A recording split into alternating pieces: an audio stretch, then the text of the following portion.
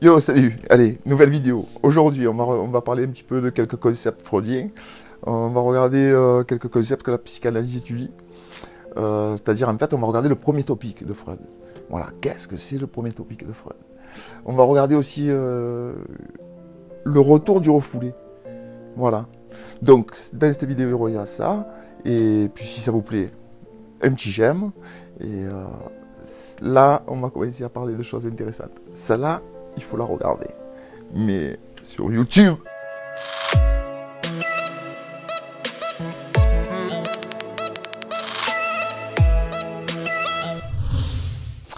Bon, allez, on y va.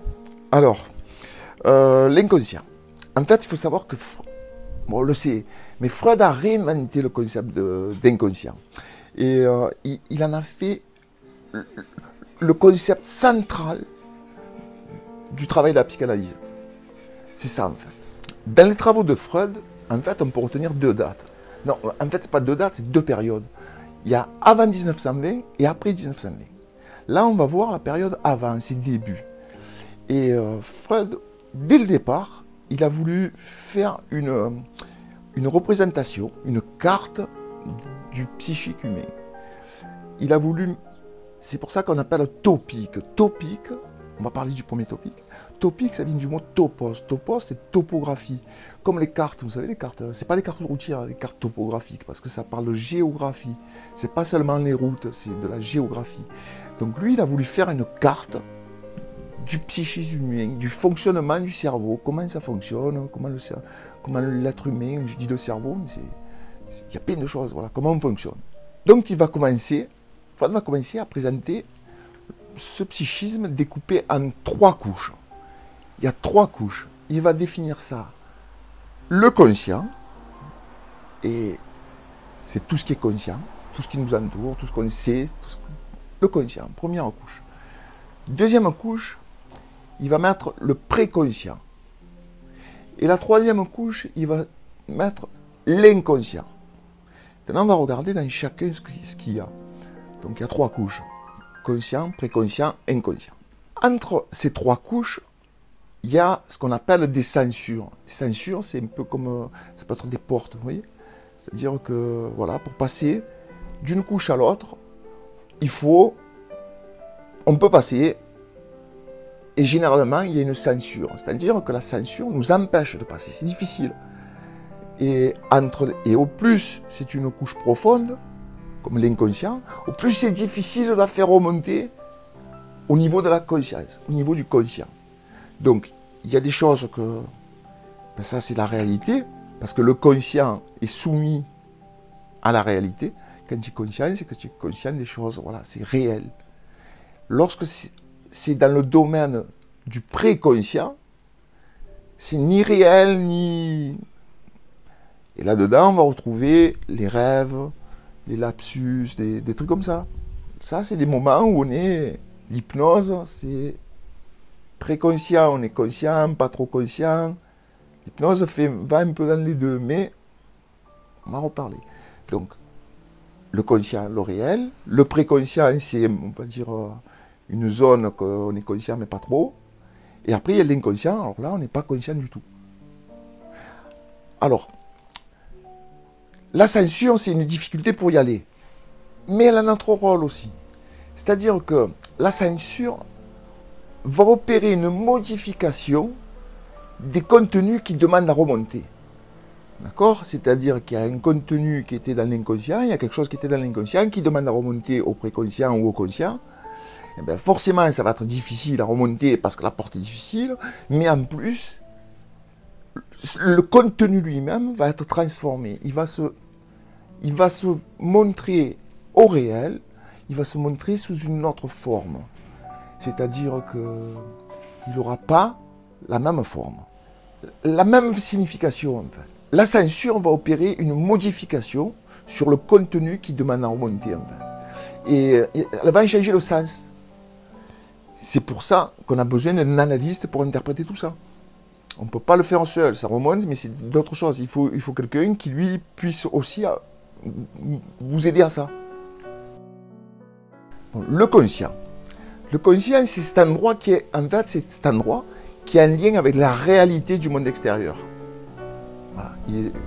C'est ça. Le conscient, c'est la relation avec le monde extérieur. Donc le conscient est en lien avec les stimulations extérieures, mais aussi avec le monde interne, qui est celui des pensées, de l'émotion, de l'état d'esprit dans lequel on est. Le préconscient, c'est une zone intermédiaire, plus ou moins accessible à la conscience. Déjà, ça c'est le préconscient. On peut aller dans le préconscient. Comme c'est une couche proche de la conscience, la censure est moins forte entre le préconscient et le conscient. Donc du coup, il y a des contenus là-dedans, dans le préconscient, qui sont accessibles à la conscience. C'est difficile, mais comme on a dit, on peut y aller. On peut trouver des moyens d'aller chercher des choses dans le préconscient. En réfléchissant, en forçant un peu, mais on y arrive. On l'a vu. L'inconscient, la zone d'inconscient, est considérée comme archaïque en fait. C'est dans l'inconscient que se passe la plupart de la vie psychique. Très peu de choses, comme on a dit, dans l'inconscient, sont accessibles à la conscience. C'est pas possible. Quand on est conscient, on ne peut pas avoir conscience de choses inconscientes, qui sont inconscientes. C'est pas possible. Dans l'inconscient, on va retrouver des contenus qui n'ont jamais été conscients, comme les héritages familiaux, ou des contenus hérités de l'amnésie infantile, c'est-à-dire que les choses entre 0 et 3 ans, on était trop petit pour s'en rappeler, ben on les a, on n'est pas conscient qu'on s'en souvient, ça s'est mis dans l'inconscient. Et il y a tout un tas de contenus en fait qu'on a refoulés. C'est des choses qu'on a vécues, mais qui ont été douloureuses ou en fait on les refoule. Du conscient, on décide, ça nous a fait souffrir, c'est une expérience qu'on a vécue, un trauma, un choc, n'importe quoi. Il y a des choses qu'on a vécues consciemment, mais qu'on a souffert et on s'est protégé et on les a mis dans l'inconscient. Donc c'est-à-dire qu'on les a oubliés dans la vie de tous les jours, on peut vivre, il y a quelque chose qui s'est passé, on peut vivre, ça va, on s'est accommodé en fait. Mais en fait, c'est parce qu'on l'a mis dans l'inconscient, mais on ne l'a pas oublié en totalité. Il est dans la partie inconscient. D'accord ? Le refoulement, en fait, quand on refoule des choses dans l'inconscient, le refoulement, c'est un moyen de défense. On fait ça pour se protéger des angoisses, pour se protéger de tout ce que... On n'est pas bien, quoi. Donc, le fait de refouler un événement dans l'inconscient, ben, c'est une défense, en fait, de l'esprit. C'est pour rester en bonne santé, pour ne pas souffrir. Ou sinon, on serait toujours en train de souffrir. En fait, le refoulement, c'est une protection. On refoule des trucs qui nous ont traumatisés. On les met dans cette zone-là, dans l'inconscient, en fait, pour rester en santé mentale. Pour pas que sinon, on deviendrait fou. On serait trop attaqué par des sentiments invivables. Voilà. Donc, dans l'inconscient, il y a toutes ces choses-là qui nous ont fait souffrir consciemment et qu'on a mis. Et comme je vous ai dit, c'est pas oublié totalement. C'est là. Et des fois, Freud lui dit que c'est pour ça que cette zone d'inconscient, c'est pas un lieu mort. Ça bouge. Parce que dedans, des fois, c'est trop plein. Il y a tellement de choses qui sont là. Et l'esprit, il a une soupape de sécurité, en fait. Donc, de temps en temps, il va employer des moyens. C'est des moyens d'allègement. En fait, on appelle ça comment ? Comme ça. Et c'est pour vider, parce que c'est trop plein. Il y a trop de choses qui nous ont fait souffrir, qu'on prend par habitude, on les met dedans. Et à un moment, il faut que ça parte. Il faut que ça sorte. Et là, ces moyens-là, c'est le lapsus, l'acte manqué, le rêve. Ça, c'est des moyens qu'on n'est pas conscient de le faire, mais ils se font. Et là, ils donnent des indications. Vous comprenez ? C'est-à-dire que, par exemple, l'acte manqué, c'est, comme on a dit, c'est... T'as pas envie d'aller à la mer, mais au fond de toi, tu dis, bon, tu te persuades, allez, je vais y aller. Puis arrivé là-bas, j'ai pas mon maillot. Oh merde. Ouais, voilà, tu as oublié ton maillot. Ça, c'est un acte manqué. Tu aurais pu aller vraiment t'éclater à la mer, mais au fond de toi, tu n'avais pas envie. Et finalement, ça se traduit qu'à la mer, tu t'es même pas baigné. Ça, c'est un acte manqué. Le lapsus, c'est par exemple, tu as une réunion le matin, tu sais que tu vas voir des gens que tu n'as pas envie de voir, et tu n'en as pas envie. Tu n'as vraiment pas envie d'y aller. Et en arrivant là-bas, ben, tu dis bonsoir. Donc ce matin. Et là, ça prouve, c'est un lapsus, c'est-à-dire que tu as utilisé un mot, ton cerveau il a vraiment utilisé un truc qui veut remonter comme ça. C'est un signe qui peut être analysé. Tu vois, c'est ça. Donc ces moyens d'allègement, ça c'est des moyens de protection du cerveau parce qu'il est trop plein. Et c'est ça qui est intéressant d'analyser. Sinon, il y a les rêves. Les rêves, on ne comprend pas. Qui comprend les rêves? Voilà, tu rêves des choses. Mais là, en fait, parce que dans le sommeil, tu as conscience, tu n'es pas conscient. Dans le sommeil, quand on dort, on quitte l'état supérieur de conscience, donc de réalité, on est dans un pré-conscient, parce qu'on est dans le sommeil. Et là, il y a des choses qui se passent. Et comme les rêves, on ne comprend pas, parce que il y a des choses dans le rêve.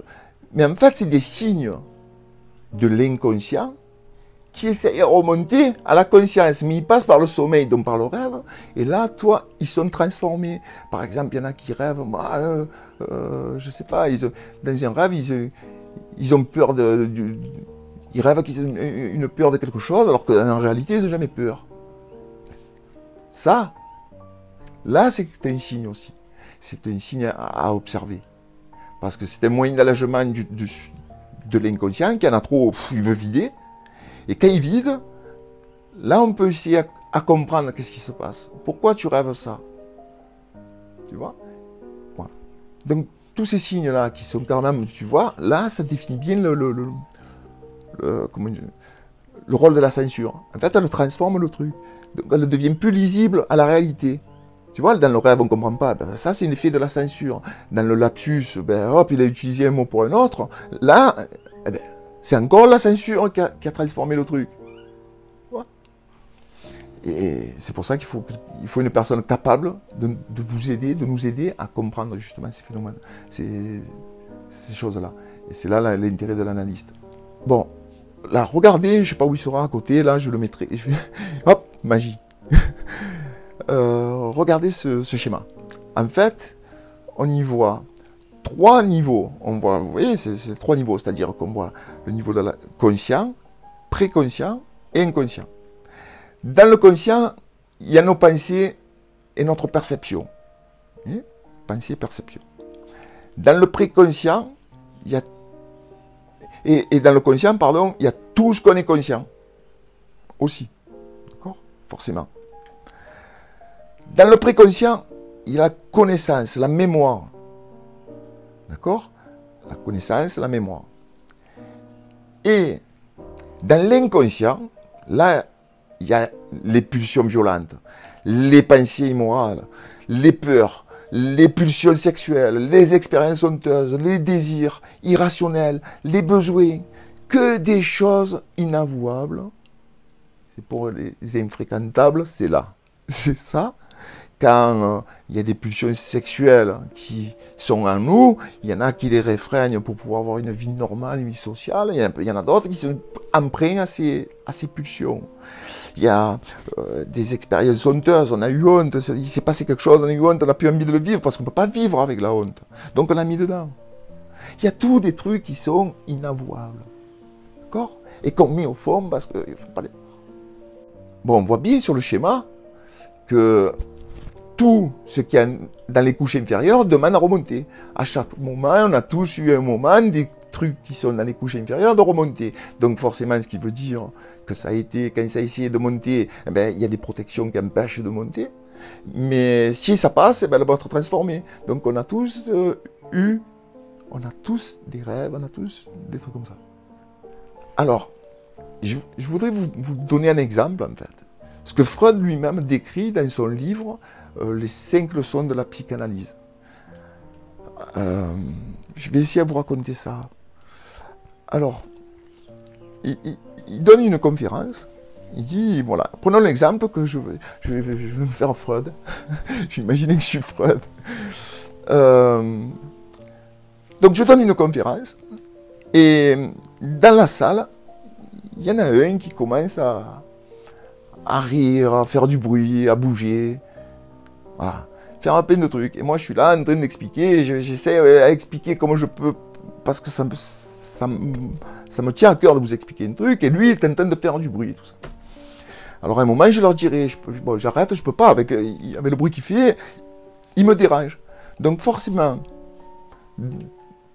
dans la salle, il va y avoir des gens qui vont l'attraper, ils vont lui dire, bon, allez, viens avec nous, on va le mettre dehors. Donc, ils vont le reconduire. Et plus ou moins, on se sentira apaisé parce que on l'a refoulé hors de la salle. Celui qui gênait, on l'a pris et on l'a refoulé hors de la salle. Et là, je vais pouvoir continuer à donner, à parler, à expliquer. Mais le problème, il n'est pas résolu. Parce que ce n'est pas parce qu'on l'a mis hors de la salle qu'on a arrêté le problème. Parce qu'une fois dehors, le voilà taper à la porte et faire encore plus de bruit que quand il était dans la salle. Dans la salle, il était dans la partie consciente. On est tous conscients. De l'autre côté, on va dire qu'il était dans l'inconscient, puisqu'on l'a refoulé. Il nous a fait mal dans la salle, on l'a pris, on l'a refoulé. Et voilà qu'il tape. Et là, je suis encore plus dérangé par ce bruit. Toute la salle, tout le bordel que ça met. Qu'au moment où il était là. Donc on l'a refoulé pour plus qu'il me gêne, c'est bon. Moi, on a pu reprendre. Mais au bout d'un moment, l'autre là-bas, il a dit non, non, je veux rentrer, je veux revenir. Donc en fait, là, ce qui serait bien, c'est qu'il y ait le président de séance qui dise, pareil, qui allait le voir, qui allait parlementer avec le récalcitrant, là, et qui lui explique, il commence à négocier. Il lui dit, écoute, reviens, revois tes positions, laisse faire la truc tranquille, ne te dérange pas, et puis tu reviens avec nous. Et inversement, il va venir aussi dans la salle, discuter avec tout le monde, me voir à moi et dire, écoutez, on peut essayer de le faire rentrer, il a promis qu'il allait, c'est bon, il a promis qu'il allait se calmer, il ne dérangera plus. Donc on peut le faire revenir. Et sur un consensus, on va tous se mettre d'accord, bon, parce que voilà, vous me connaissez aussi, que je suis pas... Parce que tout s'arrange dans la vie de toute façon. À un moment, il faut toujours s'arranger, et rappelez-vous de ça. Donc je vais dire, bon, ben, vas-y, fais-le rentrer. Bon, il rentre, il va un peu me fatiguer, mais bon, je vais l'accepter, puisqu'à partir du moment où j'ai accepté qu'il revienne, c'est pas pour encore me mettre dans une situation où je vais... Et là, ça va bien se passer, parce que lui, il a revu sa position, moi aussi, je ne serais pas, comme au départ, comme si rien ne s'était passé. Mais on ne souffrira plus, ni lui de ma présence, ni moi de la sienne. Et la salle ne sera plus dérangée. On va pouvoir vivre tranquille. En fait, c'est ça l'exemple qu'il donne. Et là, il insiste sur le fait du président de séance qui représente en fait tout l'enjeu du psychanalyste, en fait. Parce que si on arrive à aller chercher ce qui demande à être remonté, comprendre et avoir une discussion pour qu'il reste dans le conscient, on aura fait en partie le chemin du retour vers la guérison. C'est pour ça qu'on appelle le retour du refoulé. Quand on le fait revenir, celui qu'on a refoulé au départ, le retour du refoulé, eh ben, il est inconscient au travers des rêves, on l'a répété, des lapsus. On ne le maîtrise pas, mais si on arrive à lui dire, viens, on va le maîtriser, et viens, on passe toutes ces censures, toutes ces portes difficiles à ouvrir,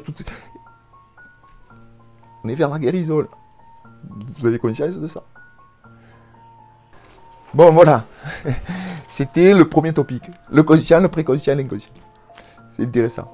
Maintenant, ben voilà, si ça vous a plu, un petit j'aime. On va faire les prochaines. Et puis, je vous embrasse. À plus.